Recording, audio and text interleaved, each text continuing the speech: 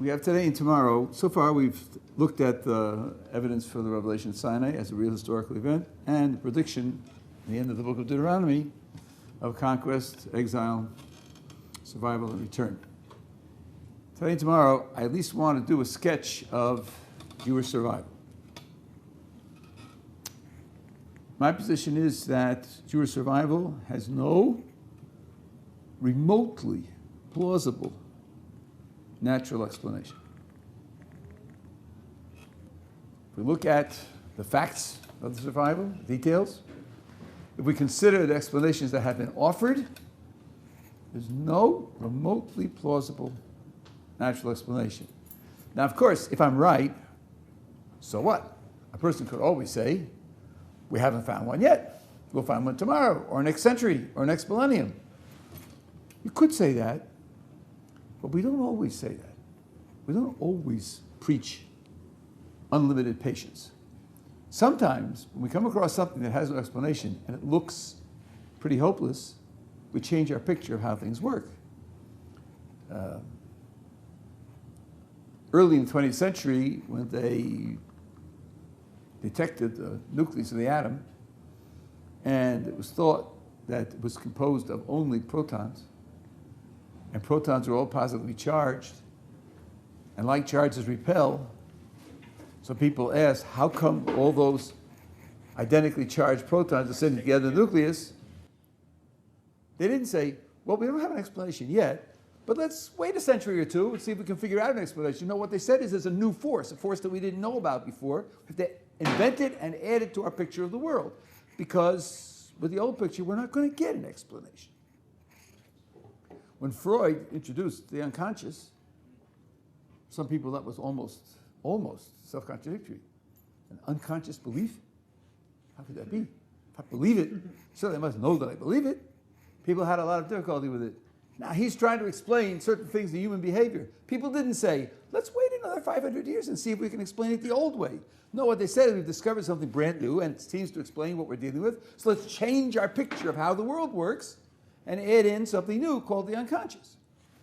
Not always do we say, well, if you haven't found an explanation yet, wait another couple hundred years and maybe we will. We don't always say that. Depends upon how serious the problem is and how seriously it contradicts the resources we have before. And I'm going to try to show you that Jewish survival is that kind of radical contradiction to the kinds of resources we have for explaining things that justifies moving to another picture of divine providence. Now, I have to set the background of what it is we need to explain, and then I'll run through the proposed explanations to show you why I think they're dreadfully inadequate. First of all, and this is crucial, it's not just that we're very old. That's not the issue. If there were cultures older than ours and have survived longer than ours, that might not matter. It's not age that's the issue. The issue is surviving under conditions which should have led to our disappearance. Let me give you a brutal, ridiculous example. 100 people at the beach. 50 people spend the afternoon in beach chairs on the sand. 50 people are in the water.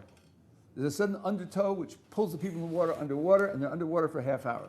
Of the 50 people who go underwater for a half hour, 48 drown, and 2 survive. Whose experience at the beach is puzzling? Whose experience at the beach needs to be explained? Well, not the 48 underwater who drowned. That's what you expect. If you're underwater for a half hour, you're going to drown. The 2 people who are underwater for a half hour, that's utterly unexpected. And we'd want some special explanation for that. So suppose somebody says, but the guys in the beach chairs were on the sand for 3 hours. 3 hours is longer than a half hour. What would we say? Sure, but they were on the sand. So why shouldn't they survive? Their survival doesn't need an explanation. People who sit on the sand for 3 hours are going to survive. It's not how old you are. It's continuing to survive under conditions that should lead to your disappearance. So if it were true, it isn't true, but if it were true, let's say that Confucianism is as old as Judaism, or Hinduism is as old as Judaism, that might not matter. Because if you have under your control an entire subcontinent, if you have hundreds of millions of people all living together in the same geographical area, believing the same thing, Why shouldn't you survive? You don't need a special reason why that survived. Why shouldn't it survive? What's putting it under pressure to disappear? What I'm going to show you is that the Jewish people, with its belief system, was always under pressure, which should have led it to disappear. That's the issue. The issue is surviving when the conditions should have wiped you out. That's what needs an explanation. Now, I'm going to divide Jewish history into two periods. From about King David down to the end of the Second Temple, which is about 1,000 years, and from the end of the Second Temple to the present. Why am I doing that? For two reasons. First of all, I'm dividing it there because from the end of the Second Temple to the present, it's almost all exile. Even some would count our present condition of exile, since the majority of Jews still don't live in the land of Israel. Exile is a special condition, and that has to be treated in terms of its possibility of survival. Going back, I'm only going back to King David because Jewish historians are divided. How much of biblical history can be taken seriously? There are some who go back to the patriarchs and say that the patriarchs, I said Jewish historians, I shouldn't have said that. I should have said historians, including non-Jewish historians as well. Some say you can go back to the patriarchs. Some who now have been utterly exposed as ridiculous say, some actually said the whole of Judaism was made up by the Maccabees. Well, the Maccabees was nothing. No first temple, no Moses, no Exodus, no Mount Sinai, nothing. Okay, archaeology has not been kind to those people. I'm choosing a midpoint. King David is a reasonable midpoint. Many historians will tell you that the stories of King David are basically correct. So I'm taking that 1,000 years up to the end of the Second Temple as the first period, and then from the end of the Second Temple to the present as the second period. Each period has its own features, and when we're asking how to explain it, we have to pay attention to what the features are. In the ancient period, from King David to the end of the Second Temple, if you look at Jewish beliefs and values, you'll find that they are, I guess should be called, absolutely unique. I have to explain. There are two different types of uniqueness. You have unique fingerprints. No one on the planet has the same fingerprints as you. Even identical twins have different fingerprints. But so does everybody else have unique fingerprints. So the way in which you're unique in your fingerprints, everybody else is unique. Now imagine a person was born with two hearts. He's different from everybody else in a way that everybody else is the same. Everybody else is born with one heart, and he's born with two hearts. That's what I'm calling absolute uniqueness. Absolute uniqueness means where everybody else is the same, and this one is different in that respect. The Jewish belief system is absolutely unique. That which everybody else took for granted and agreed upon, we disagreed on. And that's going to be very important. Let me give you some examples. We are monotheists. There are no monotheism in the ancient world, certainly not in the ancient Near East. If someone will say, because he studies Egyptian history, wasn't there a certain Egyptian pharaoh who himself worshipped only the sun? Wasn't he a monotheist? Don't you have, therefore, monotheism in the ancient Near East? So the answer, as one careful historian points out, is no, because he worshipped only the sun, but he, of course, was also a god. He didn't give up on the god status of the pharaohs, so there were at least two, him and the sun. And after he died, the people were so disgusted and repulsed by him, they destroyed his temples and moved the capital and destroyed the records of his reign. It was something which was utterly bizarre. So monotheism sets us against all of the polytheism of the whole time. God's morality. God is morally absolute. The pictures of the gods in the pantheons has very little commitment to morality. In the Greek pantheon, how did Zeus become the chief god? By murdering his father. That's how. Father's name was Kronos, and I guess this is deicide and patricide, and it doesn't matter. Gods do things like that. They cheat each other, they have shifting coalitions, and they attack each other, and nobody cares. Number three, all the other pantheons, the gods have some kind of physical form, either human form or animal form, or the god is the sun, or the god is the wind, or the god is the sea, or they have fantastic forms like serpents or monsters. The idea of worshiping something that has no physical form was utterly absent from the ancient world, so much so that when people came in contact with us, they said, we're atheists. You have no statues. You have no physical form. You don't believe in a God. I know you say you do, but you're fooling. Because if it doesn't have a physical form, it's not real. You're just talking nonsense. Then, here's something which is, I find fascinating historically. Ancient religions were very tolerant. Ancient religions recognized that the other religions were valid. If you lived in Egypt, you didn't think that the Babylonians who worshiped different gods were somehow wrong or making a mistake. Babylonians worshiped Babylonian gods because it was in Babylon. And that's where the Babylonian gods have their main power. Egyptians worship the Egyptian gods for the same reason. If you're an Egyptian visiting Babylon, you'll offer sacrifices to the Babylonian gods because that's where you are, and vice versa. One historian points out that if you take out the stories of the Maccabees, who were fighting against the Greeks, for 1,000 years there are no religious wars. No religious wars. Because there's nothing to fight about. Why would one religion fight against another religion? What for? Your religion's good for you. It's all sort of Los Angeles. You know, what's good for you is good for you. What's good for me is good for me. And there's no competition. Only Judaism said, we have the truth about how the world runs, and anybody else who has a different picture is making a mistake. You may like that, I may not like that, but that is one way in which we are different from what everybody else agreed upon. And then, here's another feature, which you may or may not like, but we're talking about history now. There's a book called The Construction of Homosexuality, written by Professor Greenberg. I think he was at NYU. He did a survey of all ancient cultures. I can't imagine doing something like that. His book has in it 100 pages of references. And he documents that all ancient cultures practiced homosexuality in one form or another. The only exception is ancient Judaism. The only exception. All over the world.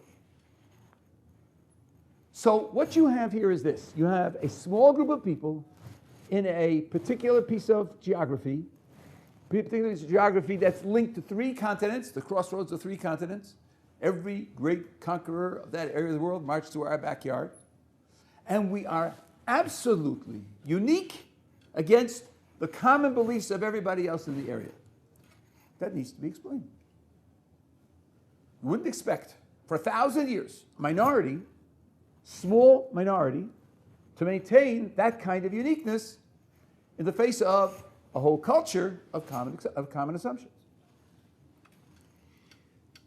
Now, if we had a great empire, like the Greeks did and like the Romans did, then you could say the religion survives because it's a piece of the empire.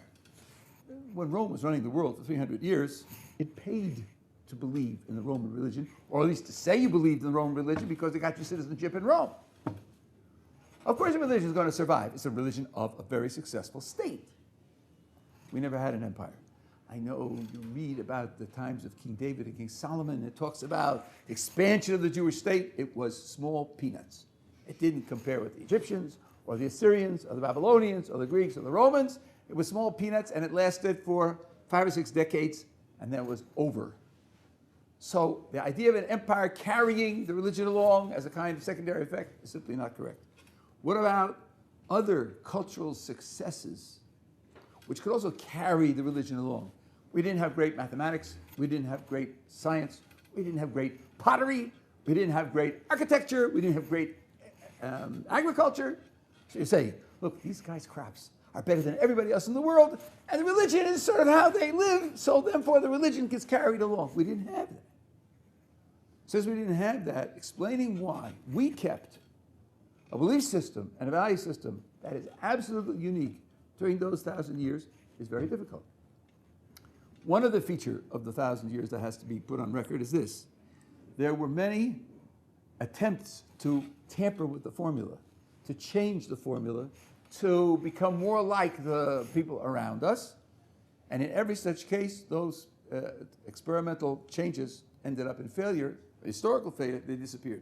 During the First Temple period, there were Jewish idol worshippers.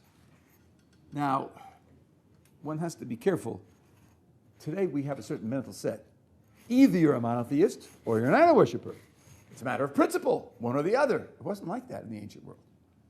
the ancient world, there was something called syncretism, which is spelled with a Y, meaning take a little of this, you take a little of that, and put it together in any practical way that suits your fancy. So a person could believe in the God that took us out of Egypt and keep Pesach because that God is obviously very powerful and he cares about us, and simultaneously offer sacrifices to the local Baal because I want my garden to grow, and the local water supply is under the control of the local Baal, so a sacrifice to Baal also won't hurt. So when you read about Jewish idol worshippers, it doesn't mean people who gave up Pesach and gave up Shabbos and gave up monotheism and so forth and so on. Monotheism with some other powers that one has to take account of. Now, when idol worship disappeared from the world, Jewish idol worship disappeared from the world. Didn't hang on as a secondary form of Judaism and live for thousands of years to the present. It just disappeared. In the Second Temple period, there was a large, thriving Hellenistic culture, Greek culture in the land of Israel. People who had Greek schools, Greek philosophy, Greek religion. Jews who believed in it. We read about the Maccabees fighting against the Greeks. It was a civil war. There were Jews who were fighting on the side of the Greeks. Hellenistic Jews. What happened to that? What happened to those Jews? What happened to their practices, their beliefs, their literature? Disappeared. When Hellenism disappeared, they disappeared. At the end of the First Temple period, you have the Sadducees, Stukim. They denied the oral tradition. They said the written is genuine, the oral was made up. They flourished for a couple of centuries. They're gone. Absolutely gone. Disappeared. So what we'll have to account for when we're going to explain Jewish survival, or try to explain it, is how we survived as a small group in a much larger set of cultures who had agreements and we disagreed with what they agreed upon, and how it is that when groups tampered with the formula and diluted it, they also disappeared and only we survived. That's the ancient period. Last 1900 years, we've been small minorities scattered under the control of majority cultures, many of which were powerful, sophisticated, cultured. The Romans weren't savages. The Greeks certainly weren't savages. Islam was not savage at all. I don't say they didn't disadvantage us and persecute us, but they weren't savage. When Europe was in the Dark Ages, the Muslims were translating philosophy from Greek into Arabic and inventing mathematics and working on science.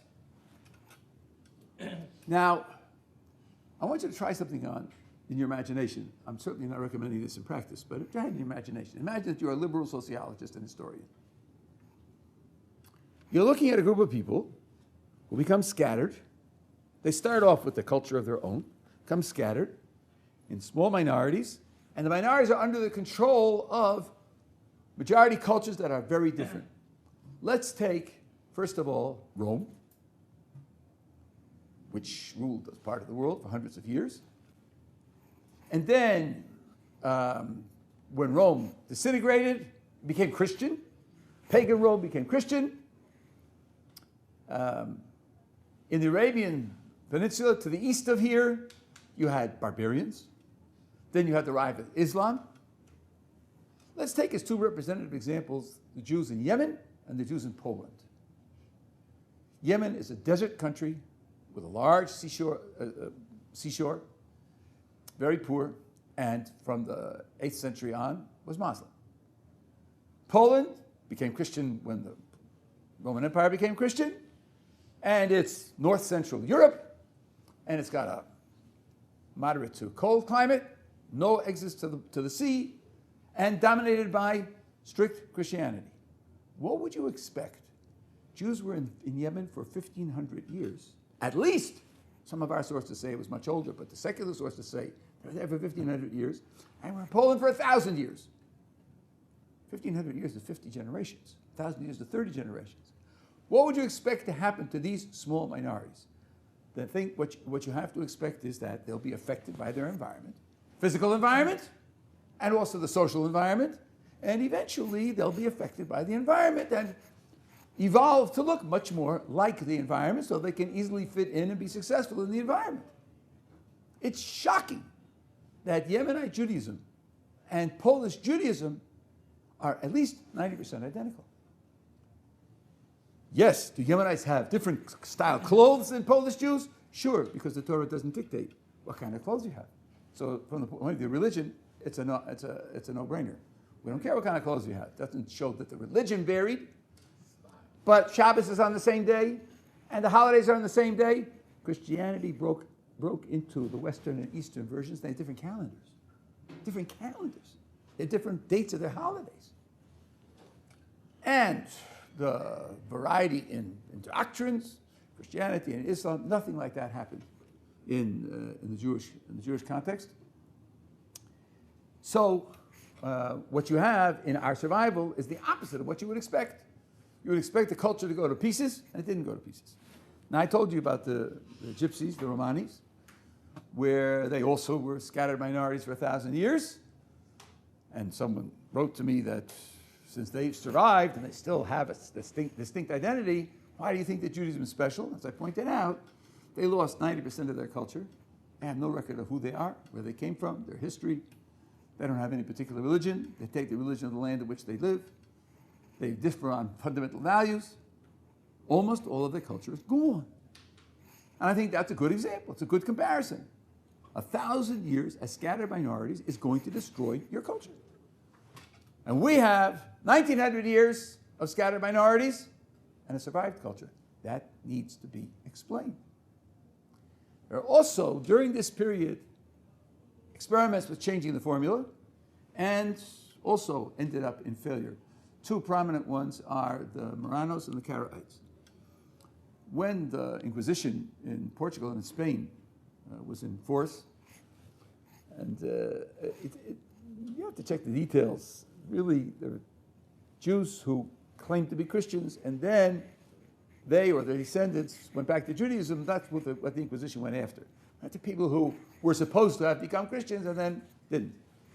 But at a certain point, the Jewish community was faced with be Christian or leave. Many left. It was a gigantic exodus to Spain and Portugal. Many stayed behind. What they did was they pretended to be Christian in public, and in private, they did their best to maintain a Jewish identity. Now, together with recognizing that they were under terrible, terrible stress, and it was life and death, and it was very difficult to go traveling hundreds of miles to a new environment, still, if you talk about Jewish norms, Jewish values, Jewish law, that's not permissible. It is not permissible to pass yourself off as believing in another religion. So they're talking about a breakdown in the traditional formula.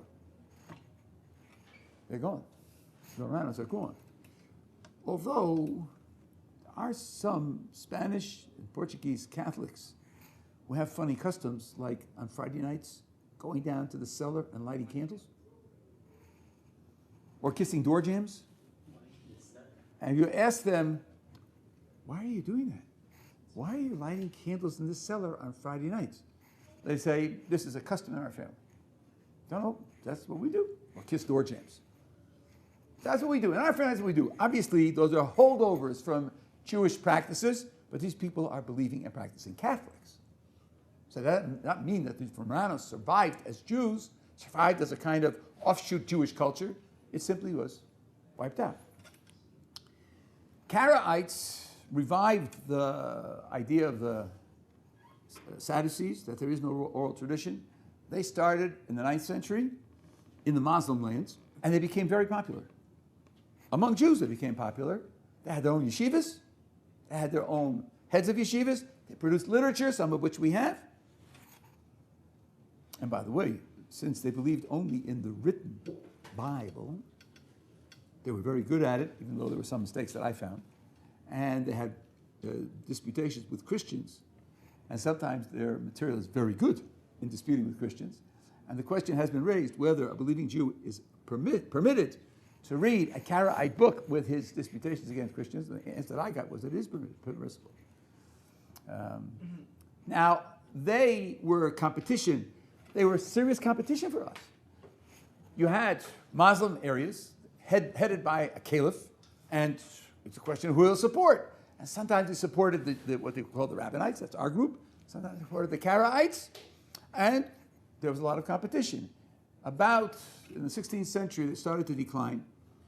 Recent surveys on their website say that there are about 35,000 Karaites left in the world. There's no central organization, there's no central authority, there's no training ground for new leaders. It looks like it's just about on the way out. So another modification of the formula and historical failure. These are the facts that have to be explained. Someone wants to explain how Jews have survived. This is what has to be explained: the belief system in the ancient period and the survival as small minorities in the last period, the last 1900 years. Okay, now let's take a look at the kinds of explanations that have been offered. And let's see whether they can do the job. One explanation which has been offered is that Judaism survives because of anti-Semitism. No, this is not a joke. If you set out to destroy me, if you just set out to wipe out my culture, I don't like that. And I'm not going to take that lying down. And I'm going to survive out of spite, just to show you that I'm not going to disappear, I'm going to survive. Or a thick backbone. Because you persecute them, that's why they survive. If you didn't persecute them, they would disappear. Now, to test a theory like that, we have to ask, can it do justice to the evidence? Can it do justice to the record of Jewish survival? Let's remember what we're trying to explain. We're trying to explain why we survived and other cultures disappeared. We're trying to explain why we have a different history from others. Almost all the cultures from the ancient world disappeared. One might argue they all disappeared because some, where the groups are still there, they changed their content so profoundly. Why did we survive when others disappeared? So the first question you ask, if someone says, you survived because of Q, the first question you ask is, well, did Q only happen to us? What about Q for all the ones that disappeared? If Q was applied to us and all the ones that disappeared, it's not going to help to explain why we survived and they disappeared. Were other cultures persecuted in the ancient world? You bet they were. When Constantine made the Roman Empire Christian, that was Christianity, period. And if you belong to another culture, too bad. Get on the boat or die. That's persecution. Why didn't they survive? If persecution made us survive, why didn't it make those other local cultures survive? The Muslims, they didn't say convert or die. Well, I should say, be careful. The Muslims said this: if you're not a monotheist, convert or die. If you're a monotheist, then convert or be a second-class citizen. They didn't kill Christians and Jews, but you had to pay special taxes, you had to live in certain areas. They were systematically disadvantaged. So, if you're a polytheist, it's convert or die. Did any of those cultures that they conquered survive because they were persecuted? No, they did not. They're all gone. And Christians and Jews whom they persecuted, Christians were a gigantic worldwide culture, so it's not comparable to the culture that we're talking about. What about Jews? Are Jews affected by persecution? Does persecution work against Jews or for Jews' survival? Consider Russia and the Soviet Union. In 1900, there were approximately 3 million identified Jews in the Soviet Union. Well, in those days it was Russia. 3 million. By the end of the 20th century, there were maybe 250,000. That's a reduction of 90%. Where did they all go? Well, they went because of persecution. The Russians, under the KGB and then the NKVD, were very good at persecuting Jews. And almost all gave in, were wiped out by that persecution. So it seems like persecution is successful in wiping out Jews. If it is, then it can't be the reason why we survived.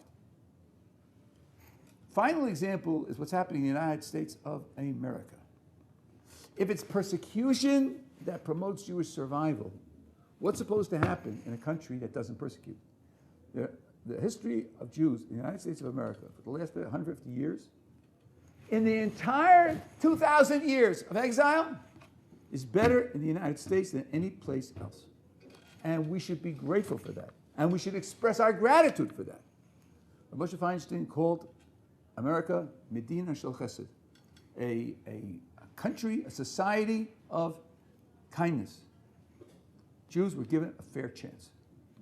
Were there individual anti-Semites here and there? Sure. But institutionally and largely in the economy, they were given a fair chance.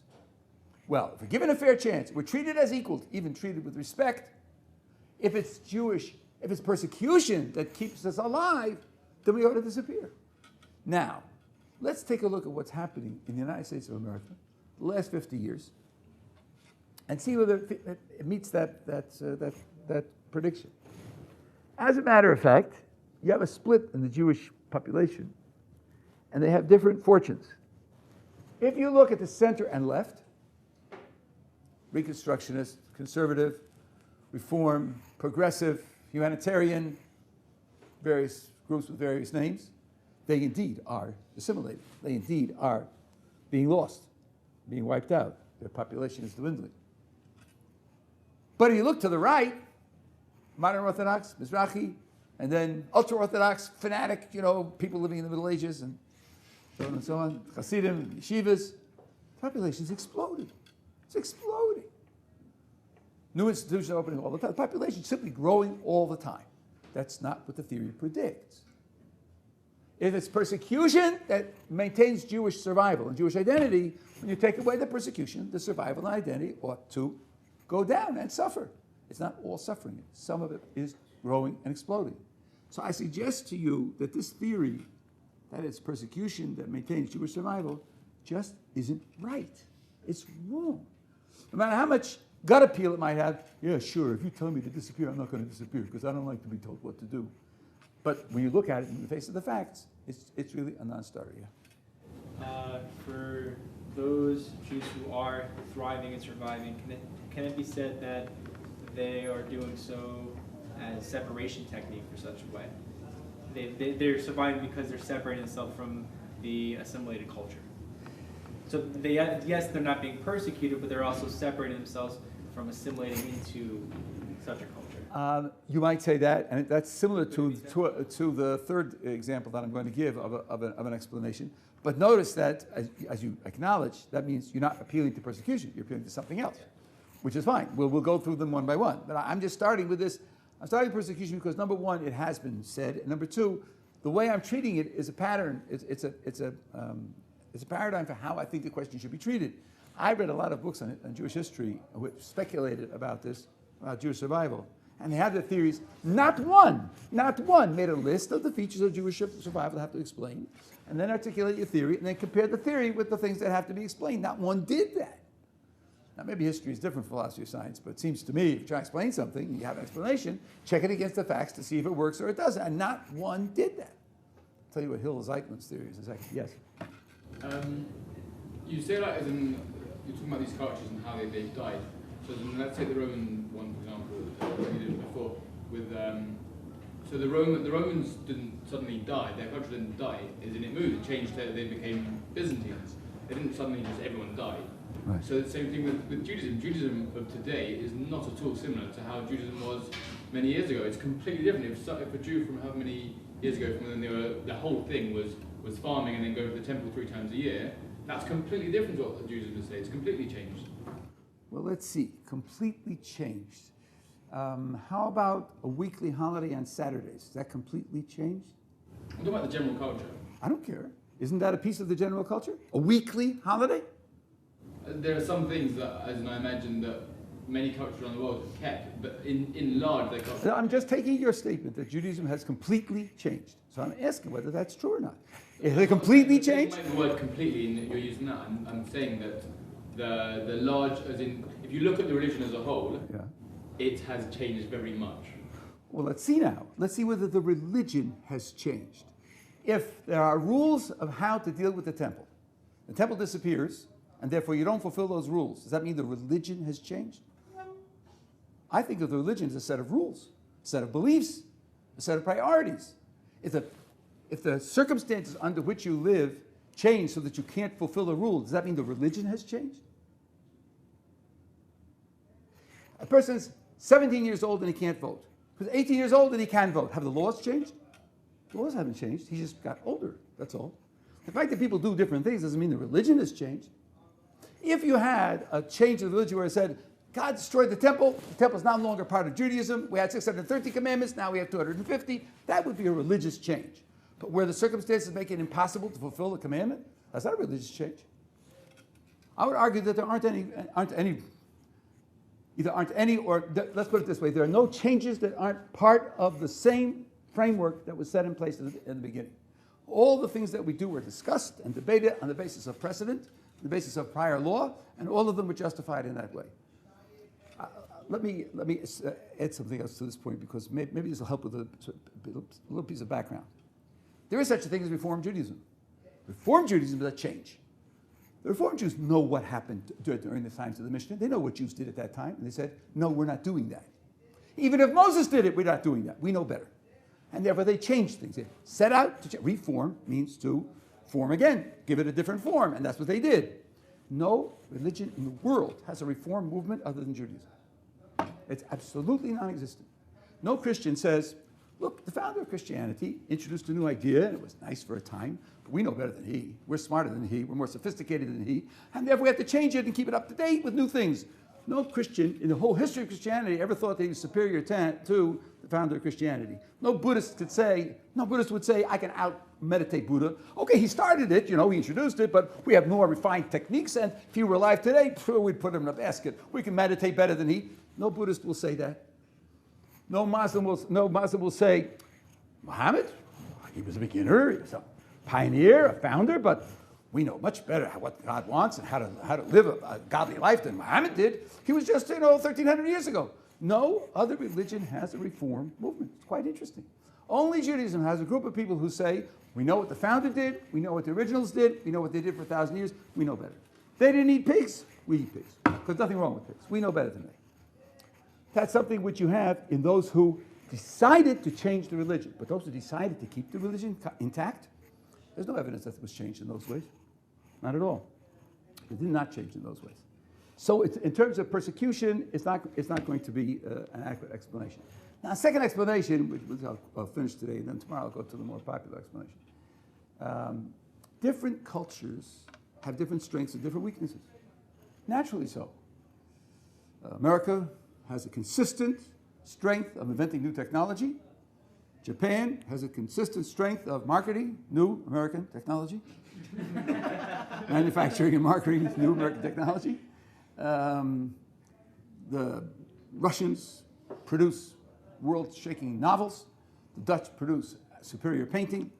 The Germanic culture produces superior performance in very many different cultural fields: mathematics, art, philosophy, music. Each culture has its strengths and weaknesses. Although Americans have tried, I don't think they've produced a single classical composer of world class. Not one, not even Aaron Copland. So there are strengths and weaknesses that each culture has. Maybe Judaism as a culture has a strength of surviving. It's just a talent, a gene or a genius or both, of producing cultural products that last, long-lasting cultural products. Institutions, beliefs, associations, practices, laws, they're just good at that. Like other cultures are good at whatever they're good at. But we know that's wrong. We know that's wrong because of the facts that I told you about experiments. All the experiments in changing the formula, those experiments were created by Jews. Jews were part of the same culture, and they all failed. They all disappeared. Can't say that so-and-so is a genius in inventing new technology if in his whole life he had one patent. Thomas Edison was a genius because he had a dozen patents.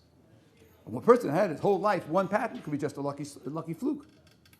So to say it was a gene or a genius for creating long-lasting cultural products, I would expect to see Jewish idol worshippers from the First Temple period still around, and Jewish Hellenists from the Second Temple period still around, and Jewish Sadducees still around, and thriving Marranos communities and thriving Karaite communities. We don't have it. So I think that's just not a credible explanation. The third type of explanation, which I'll mention to you today, and we'll talk about in detail tomorrow, which is the most popular, I would say, most intuitive. No, let me put in Hill Zeitlin, and I'll do it tomorrow. Hill Zeitlin wrote a book on the Second Commonwealth, 2-volume work. It's a classical work in the mid-20th century when I was growing up. Argued. Now, this may sound fantastic, but this is what he writes. That the rabbis of the late Second Temple period invented monotheism in order to survive in exile. They invented monotheism in order to survive in exile. Because if you're a monotheist, there's only one God. If there's only one God, that God is everywhere. If you end up 1,000 miles from home, that doesn't matter because there's only one God, and that God is everywhere. So you can relate to God wherever you are. So if you end up in exile, the fact that you've lost the home base isn't a lethal loss, it isn't a deadly loss because you're a monotheist. But if you're a polytheist, your gods are where you are, and other places are under the control of other gods. If you end up in exile, you're under the control of societies that believe in other gods. Your ability to survive under those conditions is going to be very poor. Therefore, they invented monotheism in order to be able to survive. That's what he writes. Okay, now let's just take a look at two salient facts. Number one, the Romans conquered Britain. Hundreds of miles from home. What did they do there? Did they worship Jupiter in Britain? You bet they did. Jupiter accompanied them on all their battles. The fact that they were hundreds of miles from home doesn't mean that Jupiter wasn't there. So the fact that you're a polytheist doesn't mean that if you're exiled from home or separated from home, you can't worship the God of your religion. Just simply not true. And number two, even though we are monotheists, the loss of the land of Israel is a catastrophe for us. There are 613 commandments. There are approximately 250 that are operative today. The majority of the commandments can't be fulfilled. They require a temple. They require the majority of Jews living in the land of Israel. They require a king. They require a Sanhedrin. And we don't have any of that. So this land of Israel is central to us, even though we're monotheists. And polytheists can worship their gods all over the world. It's simply not a reasonable explanation. Now, what bothers me as a logician is he doesn't even think of these questions. He doesn't think of the questions. So, I know this could be objected, but we can answer it in this way. He just says it, and he expects a gut reaction. Oh, yeah, right. You can worship God everywhere. That's why you survived. And that's the end of it. It's not satisfactory as an expression in terms of logic. The explanation we're going to talk about tomorrow, which appeals to everybody, is Judaism has in it certain rules and ideas and practices which naturally help the group survive, like living in isolated places, like kashrus, which means you can't eat at your non-Jewish friend's table, so that's going to isolate you and cut you off, like a law against intermarriage, which is going to isolate you and cut you off. There are laws and rules and practices in Judaism which naturally serve to isolate the Jews, and if it serves to isolate the Jews, that will serve to enable it to survive. That's one which appeals to many people, and I'll try to show you tomorrow that it is not adequate.